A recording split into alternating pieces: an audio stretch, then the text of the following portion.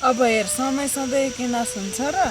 हेर विदेशमा चरो उडेको देखेर प्लेन बनायो हाम्रो देशमा के बनायो ग्याटिस बनायो